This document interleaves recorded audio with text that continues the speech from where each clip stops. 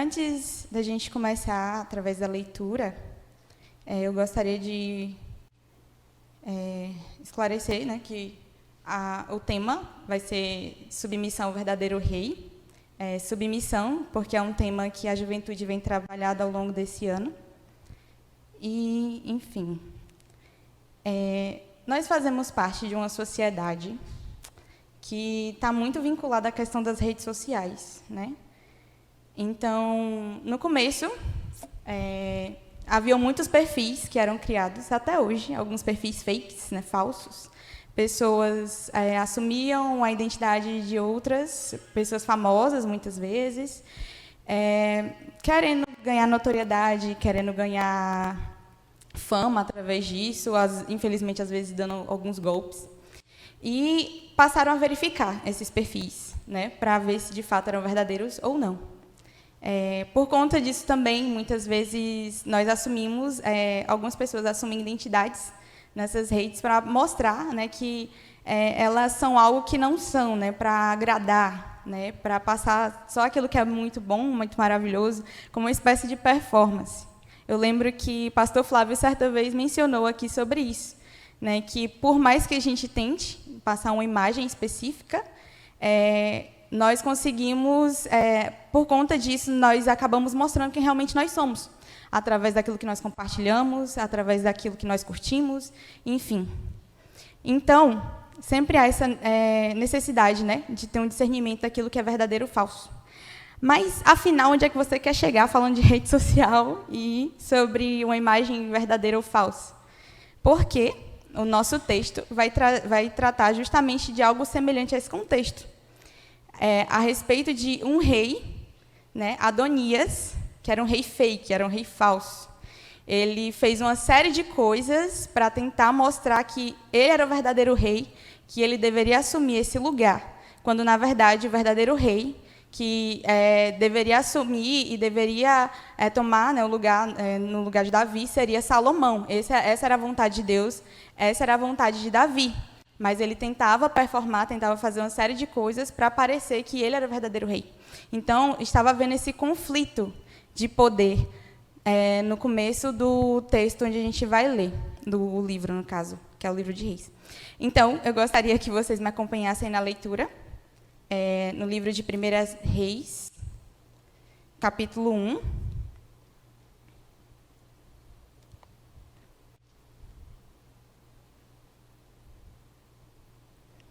A partir do versículo 32.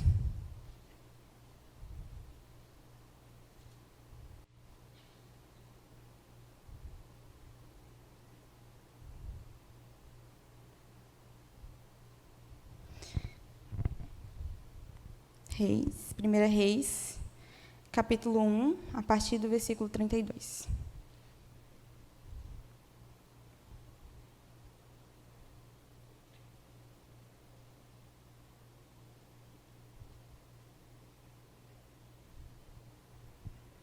Vou dar início à leitura.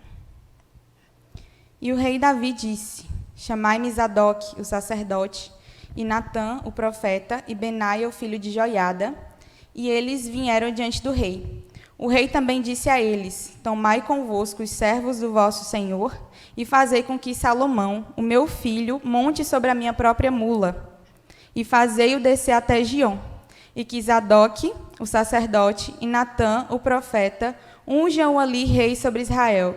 E tocareis a trombeta, e dizei: Deus salve o rei Salomão.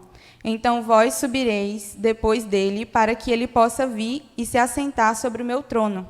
Porque ele será rei em meu lugar, e eu tenho indicado para ser soberano sobre Israel e sobre Judá. E Benaia, o filho de Joiada, respondeu ao rei e disse: Amém. Assim o diga também o Senhor, Deus do rei, meu senhor. Como o Senhor tem estado com meu senhor o rei, assim também esteja com Salomão, e faça do seu trono maior do que o trono do meu senhor, o rei Davi. Assim desceram Zadoque, o sacerdote, e Natã, o profeta, e Benaia, o filho de Joiada, e os quereteus e os peleteus, e fizeram com que Salomão montasse sobre a mula do rei Davi, e o trouxeram para Giom. E Zadoque, o sacerdote, retirou um chifre de azeite do tabernáculo e ungiu Salomão, e eles assopraram a trombeta. E todo o povo disse: Deus salve o rei Salomão. E todo o povo subiu após ele. E o povo tocava flautas e se regozijava com grande alegria, de forma que a terra se fendeu com o som delas. Enfim, como eu falei, no começo do livro de Reis vai tratar justamente sobre uma disputa de poder que estava ocorrendo entre Adonias e o rei Davi. Né? Afinal, Adonias era o filho mais velho e ele pensava, né, que ele tinha que assumir esse lugar. Mas Davi não tinha recebido uma promessa de Deus a respeito de quem assumiria seu lugar, seria Salomão. Então, em resumo, nós veremos que devemos nos submeter ao verdadeiro rei em obediência à palavra, orando pelo seu reino e com grande alegria e louvor. Então, diante desse contexto, como Israel ia saber se estava submetendo-se à pessoa certa ou não? Como Israel ia saber qual era o verdadeiro rei? Primeiramente, eu vou tratar do primeiro ponto, que devemos nos submeter ao rei, ao verdadeiro rei, em obediência à palavra e em oração a Deus. Quais fatos levaram ao que estava acontecendo? Primeiramente, Davi, ele estava bem velho, né, já muito idoso. Ele tinha por volta de uns 70 anos. No começo do livro de Reis vai dizer que ele não conseguia nem mais se esquentar, provavelmente por algumas questões de problema de circulação, enfim. E aí eles convidaram uma virgem, né, para esquentá-lo e tudo mais, que ele estava em condições bem frágeis, né? Então, ele estava bem idoso e, infelizmente, já estava próximo da morte. E, por conta disso, Adonias viu uma oportunidade. Né? Se ele está tão velho, então eu posso ter essa oportunidade de assumir esse lugar, de tomar esse lugar que ele cria que, por direito, era dele. Outra questão também, ele passa a usar de certas táticas, como eu falei, ele começa a performar, né? A fazer uma série de coisas para que as pessoas, de fato, cresçam que ele era o verdadeiro rei.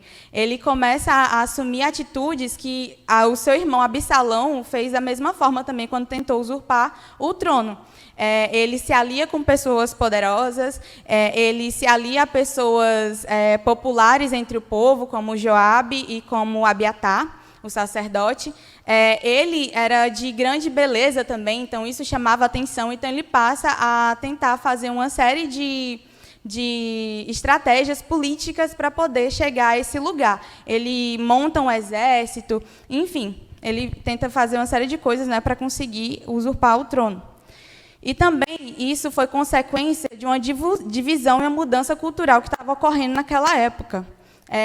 Você pode se questionar, então, com que facilidade Adonias conseguiu assumir esse lugar, já que essa não era vontade de Davi, porque naquela época estava começando a ocorrer uma divisão entre os hebreus e também uma mudança de cultura, uma mudança de paradigmas. Né? Eles estavam se afastando mais de Deus, no sentido de serem mais nominais. Eles começaram a ter comércios internacionais, começaram a ter uma mistura com outros povos, enfim, os seus valores estavam mudando. Então, tudo isso foi o contexto propício para que ele pudesse assumir o lugar do seu pai dessa forma. Então, ele tenta fazer essa série de estratégias para chegar a esse lugar, mas os fiéis a Davi, eles sabiam qual era a vontade de Deus. Eles sabiam qual era a vontade de Davi. Né? Davi já tinha recebido essa promessa que Salomão ia assumir o lugar dele. Então, Natã, ele procura Batseba e eles vão, de forma imediata, tentar fazer algo, tipo, buscar o rei Davi auxílio para lidar com essa situação. Porque também havia muito a questão do risco, né, de morte, porque eles seriam vistos como opositores. E, naquela época, se você era opositor ao novo governo, você poderia ser morto.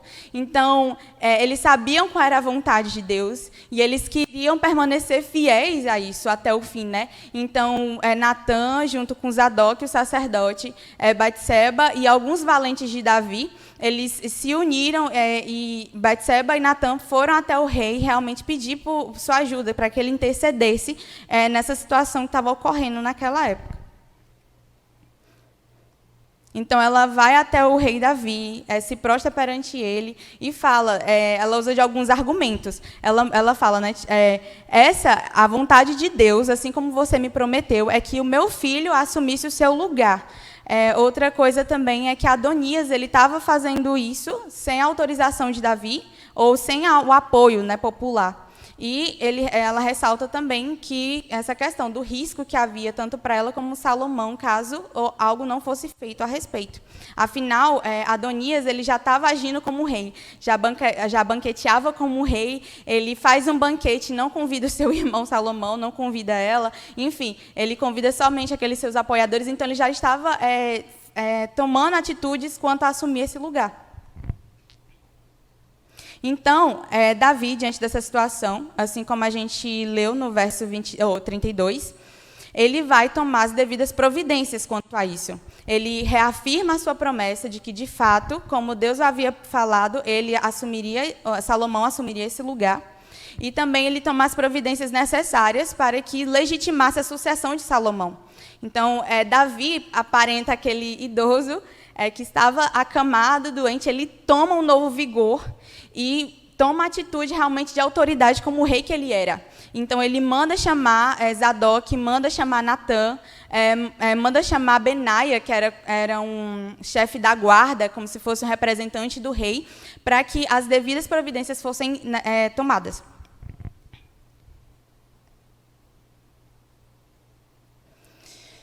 Então, embora houvesse pontos positivos, né, e fraquezas em ambos os lados, a questão decisiva para que realmente algo, que uma postura fosse tomada de fato em relação a isso, que trouxesse essa distinção entre Salomão e Adonias, era justamente aquilo que dizia respeito a que lado Deus estava, a que lado Deus apoiava.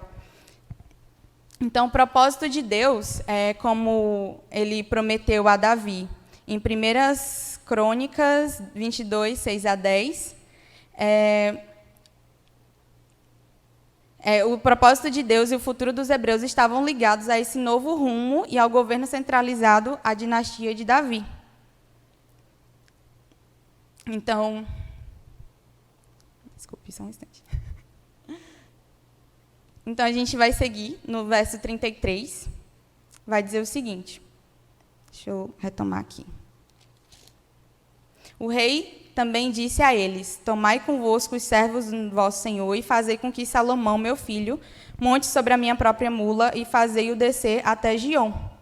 E o que Zadok, o sacerdote Natã, o profeta, unjam ali rei sobre Israel, e tocareis a trombeta e dizei: Deus salve o rei Salomão.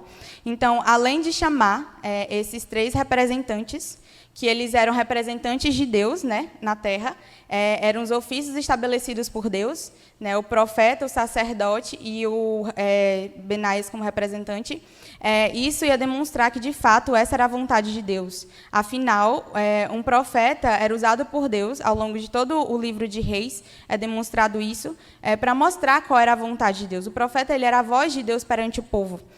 Então, ele chama eles para poder, de fato, as pessoas compreenderem que Salomão era o verdadeiro rei.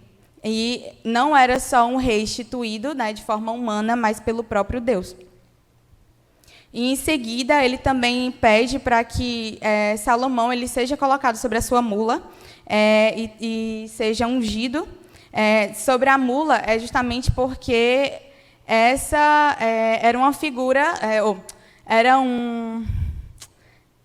os reis utilizavam ela para mostrar essa figura de autoridade, né? Somente Davi utilizava ela. Então, a partir do momento que as pessoas vissem Salomão sobre ela, elas também teriam essa clareza de que ele estava reivindicando o trono para si, de que ele verdadeiramente era o rei. E, além disso, também a questão o fato dele ser ungido, né? Afinal, quando o profeta ele ungia o rei, aquilo era demonstração de que o Espírito de Deus estava sobre ele, o Espírito Santo era derramado sobre ele, e que a bênção do Senhor estava sobre ele também. Isso era demonstrado de forma clara, que ele era o rei. Então, quando as pessoas olhassem para Salomão sobre a mula, e as pessoas vissem ele ser ungido, elas saberiam claramente: esse é o verdadeiro rei, é a ele que eu devo me submeter, é a ele que eu devo realmente prestar a minha fidelidade. E Salomão, ele não estava em aliança com homens, mas ele estava justamente em aliança com Deus. Ele seria ungido pelo próprio Deus por meio de seus representantes.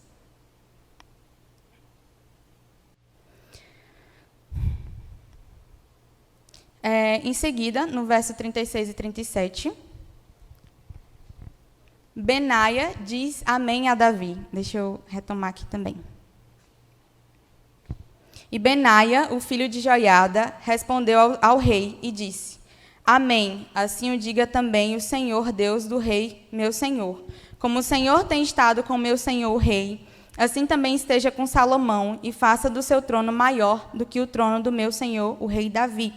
Então, Benaia, ele fala a Davi, né? Amém, assim seja, que, de fato, a sua vontade seja feita. No momento que ele está falando isso para Davi, ele está dizendo, eu me comprometo a realmente seguir as suas ordens e fazer a sua vontade. E, além disso, além de dizer amém a Davi, ele também clama ao Senhor, ele clama a Deus, que Deus derramasse das suas bênçãos sobre Salomão, assim como ele havia sido como Davi. E que não fosse somente como ele tinha sido com Davi, de forma tão gloriosa, mas que o reino de Davi, ou de Salomão fosse ainda maior e mais grandioso do que Davi. E ele fala isso para Davi não como uma forma de diminuir Davi e tentar ganhar ali notoriedade perante Salomão, mas, na verdade, ele estava honrando tanto a Davi como a Salomão, porque ele estava, de fato, fazendo a vontade de Deus. Afinal, lá em 1 Crônicas 29 e 25, o relato da Bíblia traz esse ponto específico, que Deus estabeleceu Salomão como padrão de grandeza que nunca tinha sido alcançado e que nunca seria atingido novamente. Então, ele honrava Davi, Salomão e a Deus quando obedecia a sua palavra.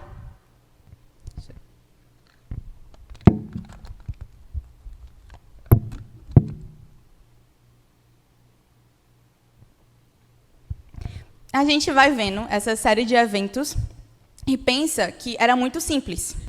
É muito simples. Deus falou isso, então a gente tem que seguir, então não vai ter grandes dificuldades. Mas, na verdade, se você olhar bem para esse panorama, Benaia, Adonias, me perdoe. Adonias, ele tinha o apoio do exército, ele tinha o apoio de pessoas notáveis, né, do reino, e então se por acaso ocorresse uma guerra civil, dava para notar claramente que talvez Adonias venceria nessa situação. Então, parece uma escolha muito simples, né? Ou talvez a escolha mais simples fosse essa. Adonias já se foi proclamado rei, então é muito simples seguir o rei que já está estabelecido.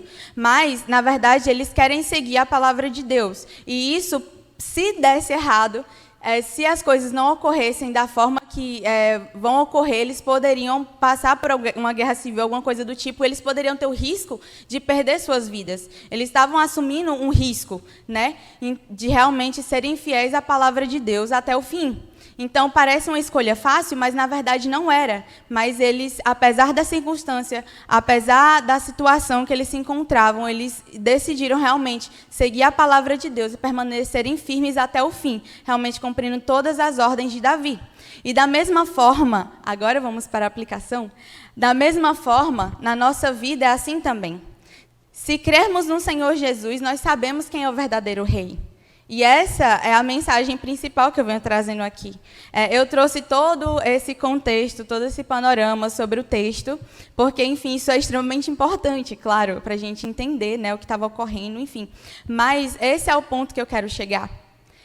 Na nossa vida é assim também. Se nós crermos no Senhor Jesus, nós sabemos quem é o verdadeiro rei. Nós sabemos que Ele é o rei do universo. Nós sabemos que Ele é o rei dos reis. E da mesma forma como Benaia estava aqui numa situação de conflito, talvez, né, de assumir o apoio ao rei, né, que já tinha se proclamado, ou se eu deveria apoiar aquele a quem o meu rei, Davi, a quem Deus estava dizendo que era o certo. Então, muitas vezes, nós também, na caminhada cristã, nós nos encontramos nesses momentos de conflito, de muitas vezes ter o caminho que é mais fácil, mais simples de seguir, mas também aquele que é a vontade de Deus, aquele que Deus tem nos direcionado a nós a seguirmos. Então, nós precisamos, da mesma forma que Benaia fez aqui, nós precisamos seguir firmes realmente, olhando para o Rei dos Reis, o Senhor dos Senhores, que é o nosso Jesus Cristo. E, inclusive, independente da circunstância, independente do risco, se isso custar a nossa própria vida, nós devemos permanecer até o fim na vontade dEle, sendo obedientes e nos submetendo à vontade dEle. Então, submeter-se à autoridade de Cristo ao rei, às vezes não é uma coisa fácil, como eu falei, mas também é uma questão de uma luta, não só nas circunstâncias que nos cercam, quanto às questões desse mundo caído, mas também uma luta até por vezes contra nós mesmos, né? Afinal, nós também somos pecadores, nós também possuímos uma natureza caída, então, muitas vezes, o conflito que nós vamos travar não é contra os poderes, ou as lutas, ou os conflitos que estão nos cercando, mas conosco, com nós mesmos, na questão de ver quem é que vai ganhar esse conflito, quem é que vai assumir o lugar de autoridade no meu coração. É Deus, é Jesus Cristo como o meu Senhor e o meu Salvador, ou é eu mesmo? Então, por mais atraente que seja tomar o caminho mais fácil, por mais atraente que seja seguir falsos reis, por mais cômodo e fácil que seja fazer a nossa própria vontade, nós devemos seguir a autoridade de Jesus Cristo e sermos obedientes à sua palavra. O autor Marshall Segal vai dizer o seguinte: nós tomamos coisas que Deus nos deu e nos apontam para Ele e tentamos fazer com que retenha a água viva que só Ele pode nos dar. Transformamos dons em Deus e, enquanto o mundo observa nossas vidas, como gastamos o nosso tempo livre, sobre o que nós falamos, onde gastamos o nosso dinheiro, todos saberão onde vive o nosso coração. Deus também sabe. E Cristo, Ele é essa figura, é realmente esse que demonstra a extrema obediência, né? Ele é o principal exemplo que a gente pode seguir. Diante de Cristo estava a taça da ira de Deus para ser derramada sobre ele por conta dos nossos pecados. E ele seguiu até o fim. Ele obedeceu o Pai até o fim, para que nós pudéssemos ter a chance de salvação, realmente ter a oportunidade de vivermos no seu reino glorioso e em eternidade. Então, inclusive a palavra em Hebreus 5, 8, 9 vai dizer o seguinte: embora sendo filho, ele aprendeu a obedecer por meio daquilo que sofreu. E uma vez aperfeiçoado, tornou-se a fonte da salvação eterna para todos os que lhe obedecem. Então, Cristo é aqui o exemplo de que ele aprendeu a obediência por meio do sofrimento. Por mais difícil que tenha sido ser submetido à ira de Deus sobre ele, ele seguiu até o fim. De maneira semelhante, nós também devemos amar mais a Deus, mais a Cristo do que as nossas próprias vidas. E apesar das dificuldades de segui-lo, apesar das dificuldades e conflito conosco, com nós mesmos, nós devemos ser obedientes à palavra até o fim. Afinal, Jesus, a Ele foi concedido toda a autoridade nos céus e na terra. Em Mateus 28, 18 a 20, ele vai falar isso. Toda a autoridade me foi dada no céu e na terra. Portanto, vão e façam discípulos de todas as nações, batizando-os em nome do Pai, do Filho e do Espírito Santo, ensinando-os a guardar todas as coisas que tenho ordenado a vocês. E eis que estou com vocês todos os dias até o fim dos tempos. Então, Deus já tinha conferido a autoridade a Cristo, mas através da sua morte e ressurreição, toda a autoridade foi dada a Ele nos céus e na terra. Ele é essa figura de autoridade. E ele tem uma missão clara dada a nós. Assim como a gente leu aqui, ele tem uma missão clara de que nós vivamos para a sua glória, para proclamar o seu evangelho onde quer que a gente vá. Esse é o propósito pelo qual nós fomos criados. Essa é a nossa missão principal. Então, nós temos que olhar para Cristo como essa figura de autoridade. Ele é o nosso verdadeiro rei. É a ele que nós devemos obediência. E não a nenhuma outra figura de autoridade na terra. Nenhuma se compara a ele. A ele nós devemos realmente toda a fidelidade, todo o nosso amor e toda a nossa dedicação. somos salvos para seguir pelo mundo com vistas à glória do nosso Jesus, para torná-lo conhecido como nosso Senhor, Salvador e maior tesouro. E a conversão, quando Cristo nos chama para a salvação, não é somente para nos livrar do inferno, não é somente para sermos salvos, mas para a gente também seguir seguir essa comissão, e não apenas sobre salvação, mas o fato de que fomos salvos para ser enviados. Então, como cristãos, nós fomos incumbidos de uma responsabilidade de vida ou morte por alguém infinitamente maior do que qualquer autoridade terrena. Então, a conversão, ela não se reduz só à questão da gente obter a salvação, ou a gente obter a eternidade com Cristo, enfim, mas também para sermos comissionados. Nós temos uma missão clara diante de nós, e quando nós assumimos realmente esse caminho com Cristo, nós temos que nos submeter à sua autoridade e cumprir essa missão, e ela é urgente, e ela é um caso de vida ou morte. Se nós não proclamarmos o Evangelho, se nós não glorificarmos a Cristo em todas as coisas que nós fazemos, as pessoas não serão alcançadas por esse Evangelho, as pessoas também não terão essa chance de salvação. Então, nós precisamos seguir nessa missão. E assim como Benaia, ele fala amém a Davi, mas também ele clama a Deus. Então, nós temos essa chance também. Ele fala aqui no final do texto de Mateus que nós não estaríamos sozinhos, mas que ele estaria conosco todos os dias até o fim dos tempos. Então, Cristo está conosco. Por mais difícil que seja assumir esse lugar, por mais difícil que seja obedecer, ele vai nos capacitar, ele vai nos dar força, ele vai nos dar o ânimo necessário para seguirmos nessa caminhada, sendo obedientes a ele, sendo obedientes à missão que nos foi incumbida. Esse foi o primeiro ponto. Isso inclui, então, a partir de todo esse panorama, isso, inclusive, nos motiva na forma que devemos segui-lo. Então, como eu falei, nós devemos nos submeter ao verdadeiro Rei, em obediência à sua palavra e orando, pelo seu reino, mas também nós devemos nos submeter ao verdadeiro Rei com grande alegria e louvor.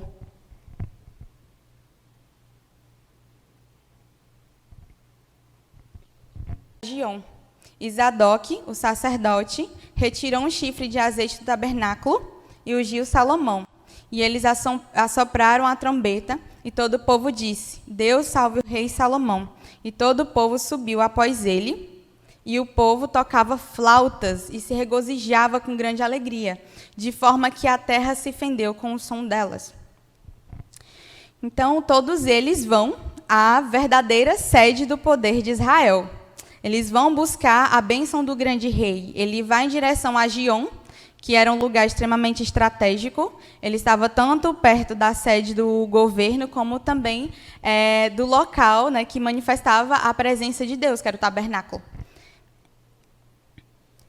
Então, para si, como seu pai, ele recebesse o Espírito do Senhor.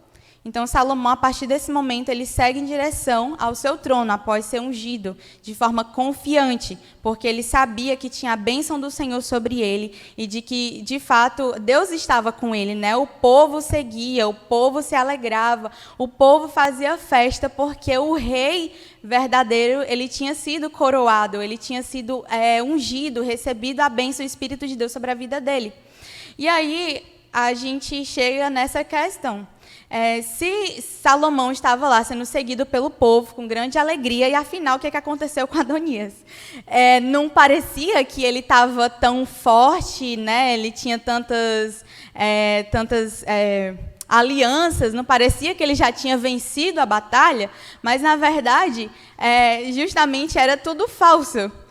O povo, a partir do momento que Davi toma uma atitude e Salomão é ungido, e Salomão é colocado sobre a mula, as pessoas veem claramente: esse é o nosso rei, não é Adonias, aquele rei falso. Então, um mensageiro vem e traz um relatório sobre a coroação de Salomão. Inclusive, os locais eram assim, bem próximos um do outro. Era tipo uns 500 metros de diferença de onde Salomão estava sendo coroado e de onde Adonias estava sendo coroado. Então, esse servo traz um relatório sobre essa coroação, de modo que a causa de Adonias foi perdido. E a festa terminou com as pessoas com medo indo embora. Então, as pessoas fugiram sabendo, a partir daquele momento, que, na verdade, Adonias não era o verdadeiro rei, mas Salomão. Então, o verdadeiro povo de Deus, diante da palavra de Deus que era demonstrada, né, através dos representantes, diante da coroação efetiva de Salomão, eles viam naquele momento, esse é o nosso rei. Então, o próprio Deus que mostra para cada um deles e chama para segui-lo. Então, mesmo que as nuvens, né, anunciassem uma grande tempestade, que ia dar tudo errado, Deus vem, intervém, e através do seu sopro, ele demonstra que Salomão era um seu ungido. Então, à vista de todos eles, aparece como o sol da manhã, e as pessoas reconhecem como o verdadeiro rei. Assim como o próprio Deus abre os nossos olhos perante nós, os nossos olhos, ele tira a venda do nosso pecado, para a gente ver claramente que Cristo é o verdadeiro rei. A ele que nós devemos dar a glória. Então, da mesma forma que Deus trouxe essa clareza para aquele povo a respeito de quem era o verdadeiro rei, Deus, através da sua graça sobre as nossas vidas, também mostra para nós claramente quem é o Messias, quem é aquele que de fato nós devemos prestar culto. Se você segue a Cristo como seu verdadeiro rei, é porque Deus, na sua infinita graça e misericórdia, operou por sua vida e trouxe essa clareza. Não é algo atribuído a nós, a nossa capacidade, mas é algo que vem diretamente da parte de Deus, através da sua graça. Então, o povo ele começa a seguir Salomão, comemorando.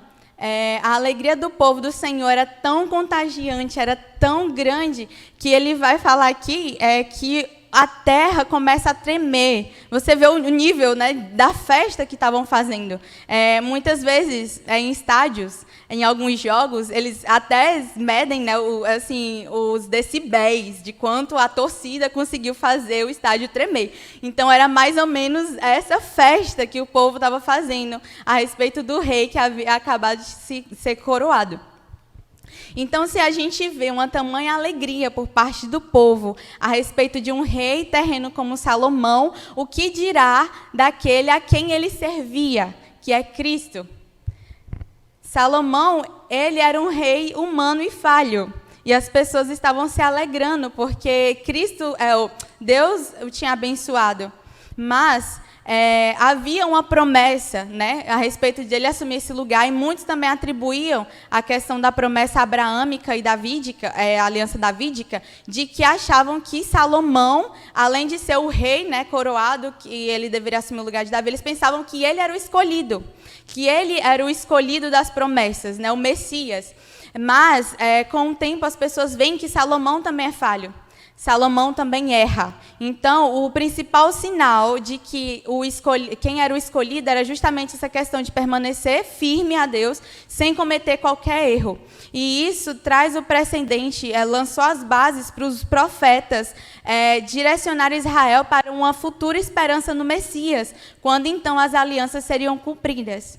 Então, Salomão, ele era apenas a sombra do grande rei, do grande filho de Davi, o Senhor Jesus. Ele, sim, é o rei dos reis, o senhor dos senhores. Ele é o cumprimento final da promessa de que o trono de Davi vai ser substituído para sempre.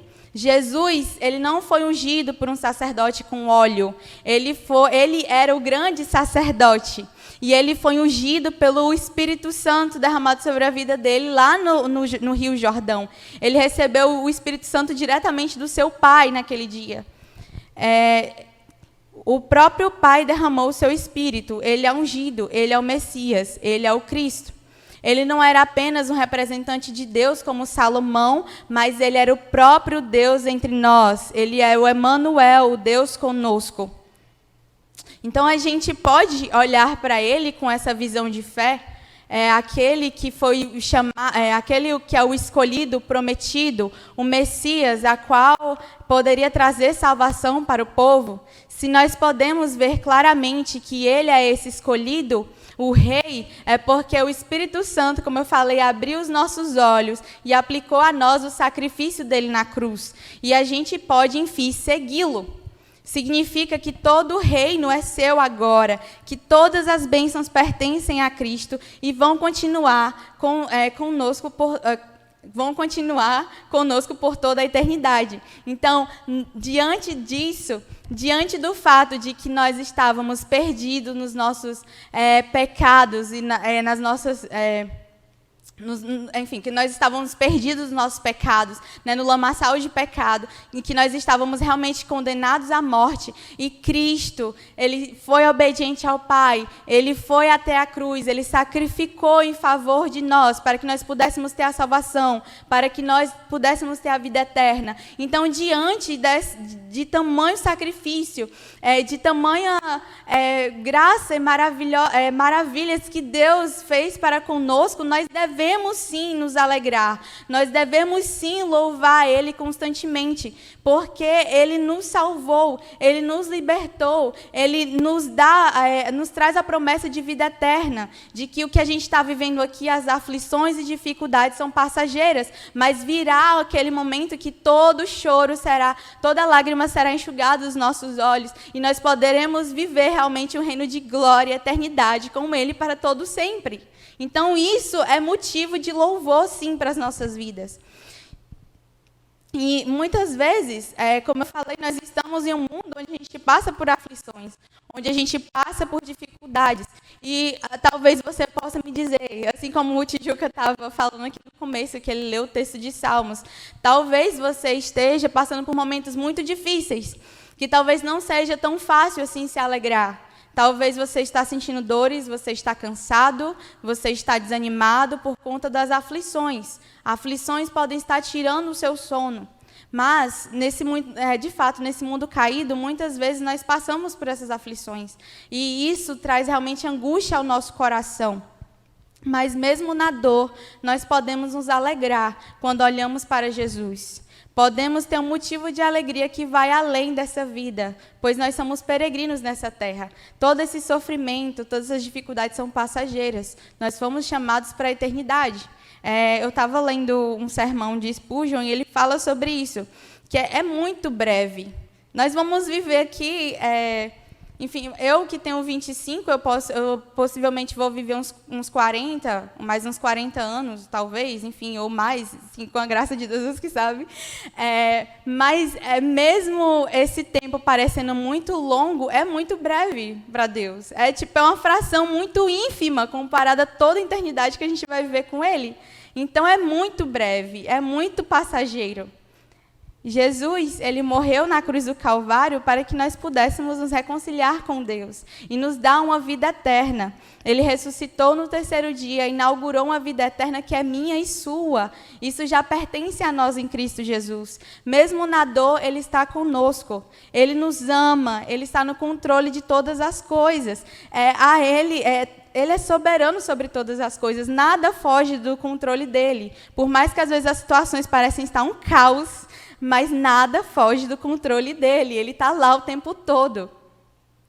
E garante que vamos para o reino dEle. Então, não há nada nessa vida que se compare com sabermos que somos de Cristo e Ele é nosso. Então, nós devemos louvar esse Rei. A nossa alegria deve estar nele e Ele é Jesus Cristo. Spurgeon, em um sermão, quando ele vai falar a respeito da alegria, e uma coisa que eu queria destacar é que Spurgeon era um grande homem de Deus, mas era afligido por uma depressão profunda. Ele vai falar o seguinte a respeito da alegria, ou, no caso, a brevidade da tristeza. Mas o que é aquele pequeno agora? É uma gota que treme meus dedos. É uma polegada de tempo, o espaço de um momento. Agora, portanto, tendes tristeza. Talvez amanhã de manhã toda a tristeza tenha ido embora. E se não for, aquele agora está indo embora aos poucos. E em breve terá ido.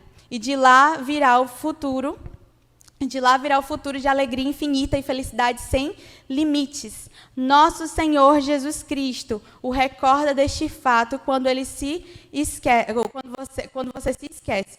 Você diz: estou tão triste, tão quebrado, e o Salvador põe sua amável mão marcada em você e diz: sim, agora você está, isso é tudo, é só agora, e tudo vai acabar em breve. E então você vai levar sua harpa para baixo dos salgueiros e cantará e se alegrará com o mais feliz e mais alegre dos santos de Deus. Então é isso, a tristeza é breve, mas a alegria, ela é infinita, ela é eterna. Se nós estamos passando por sofrimento agora nessa terra, ela é muito breve comparada à alegria que iremos usufruir no reino eterno com Deus. Estou caminhando, agora vamos para a conclusão.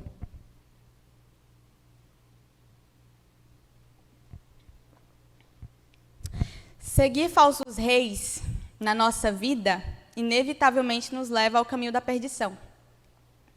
Se você segue um falso rei, depois dessa vida não dá mais para voltar. Porque o verdadeiro rei só existe um, e é Jesus Cristo. Ele é o caminho, ele é a verdade e ele é a vida. Nós estamos em um mundo pós-moderno que diz que há várias verdades e todos os caminhos levam a Deus. Se há tantas verdades, onde é que está a mentira, então? Mas a palavra de Deus fala claramente que Ele é a verdade, é Ele que deve ser seguido, Ele é o caminho que nos leva até o Pai, até a eternidade, é Ele que é o caminho de conciliação com Deus, então não há outros caminhos. Então não tem como ver a cena de Salomão, né? Do grande rei, oh meu Deus, me perdoe. Não tem como ver a cena de Salomão entrando em Jerusalém, montado em uma mula, até chegar ao trono e não lembrar do grande rei Jesus montado no jumento, na entrada triunfal em Jerusalém. Inclusive, o jumento, antes, em eras anteriores, né, que ocorrem os eventos de reis, ele também era utilizado como esse símbolo, né, de autoridade, de notoriedade, assim como a mula estava sendo servida a Salomão. Então, Cristo sendo nosso verdadeiro rei, nós não temos como olhar essa cena de Salomão e não lembrar dessa grande entrada triunfal do nosso rei Jesus em Jerusalém. Inclusive, eu vou ler ela aqui para vocês, porque é muito linda essa passagem. E uma multidão muito grande estendia as suas vestes pelo caminho, e outros cortavam ramos de árvores e o espalhavam pelo caminho. E as multidões que iam à frente e as que o seguiam clamavam, dizendo: Hosana ao filho de Davi, bendito é o que vem em nome do Senhor, Hosana nas alturas. E entrando ele em Jerusalém, toda a cidade estava agitada, dizendo: Quem é este? E a multidão dizia: Este é Jesus, o profeta de Nazaré, da Galileia. Esse relato está em Mateus 21, 8 a 11. Então, não tem como olhar para a imagem de Salomão e não lembrar desse momento maravilhoso, que é Jesus entrando em Jerusalém. E eu queria destacar essa questão do ato das pessoas, né, de lançarem as suas vestes e os ramos pelo caminho, era justamente relembrando um modo pelo qual reis entravam em cidades reais. Então, isso demonstrava, assim, a glória de Cristo, né, como um rei que estava adentrando em Jerusalém. E as palavras de celebração que as pessoas diziam, né? Hosana ao filho de Davi, bendito é o que vem em nome do Senhor, ecoam as palavras em Salmo 118, 25 e 26. O povo, ele pleiteava a salvação da parte de Deus e bendizia ao Eterno por enviar o libertador que vem ao nome do Senhor. Porque a palavra que era usada aqui, Hosana, ela era uma palavra que significava, por favor, salve. Ela é usada em Salmo 118, como uma expressão que o salmista ele desejava a libertação, né? E depois, no tempo de Jesus, ela era usada também como expressão litúrgica, como oração por ajuda, mas também expressão de louvor e um brado de celebração. Então, da mesma forma que eu estava falando aqui, a gente pode olhar para si mesmo e ver que há algum problema, e isso é o pecado. A gente pode olhar para o mundo e ver que há algum problema, e também é o pecado. E as pessoas, elas bradam, elas clamam por salvação.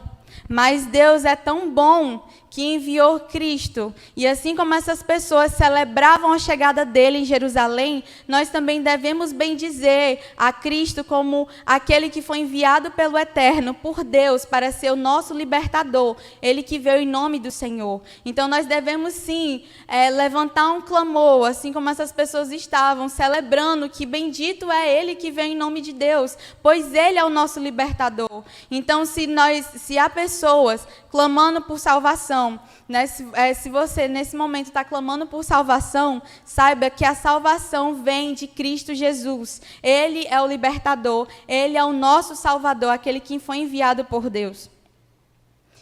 Então Salomão, ele estava entrando na cidade para sentar no trono. E Jesus, em comparação, estava entrando na cidade para receber uma coroa de espinhos e ser encravado em uma cruz. Então, por que ele tinha que morrer se ele era o verdadeiro rei? Porque o seu trono não estava ali em Jerusalém, mas no céu. Ele veio para reinar sobre toda a criação e sobre todo aquele que crê. E principalmente porque ninguém seria digno de entrar em seu reino sem antes ser perdoado através do seu sacrifício na cruz. Então, Jesus, ele saiu daquele trono, ele está vivo, ele está entronizado. E eu pergunto, você está seguindo o verdadeiro rei? Não só as pessoas que se encontram aqui diante de mim, mas também aqueles que estão assistindo a transmissão. Você está seguindo o verdadeiro rei, diante de tudo que foi exposto aqui? Ou você está seguindo um rei falso? Um rei criado por esse mundo? Um rei que não vai dar a salvação, aquilo que tanto você anseia dentro do seu coração? Mas Cristo, ele vem como essa resposta, como o verdadeiro rei. E a palavra de Deus afirma isso claramente, que ele é esse verdadeiro rei. E quem testifica é o Espírito Santo que está em nós. Então, se você tem a clareza de que Cristo é o verdadeiro rei, de que ele está te chamando a fazer parte do reino dele, isso é uma obra do Espírito Santo em seu coração. E se você está seguindo a Cristo, e se você quer seguir a Cristo, continue a seguir, pois você chegará ao destino certo, o reino eterno. Amém. Vamos orar? Senhor, meu Deus, meu Pai, obrigada, Senhor, pela Tua graça. Obrigada, Senhor, por ser o nosso Rei, por ter sido obediente ao Pai e realmente ter sacrificado em favor de nós. Obrigada, Senhor, porque através de Ti nós temos salvação. Através de Ti, Deus, nós temos o consolo, Deus, e a alegria de saber que há um reino glorioso e eterno preparado para nós. Muito obrigada, Senhor, pela Tua graça e a Tua misericórdia sobre as nossas vidas. Obrigada, Senhor, por abrir os nossos olhos, Deus, e tirar a venda do pecado dos nossos olhos, Deus, e ter nos chamado a trilhar esse caminho contigo. Deus, toda a glória, toda a honra seja dada a Ti, agora, Senhor, por toda a eternidade, pois Tu, sim, Deus, é digno de todo louvor e de toda adoração. Em nome de Jesus, amém.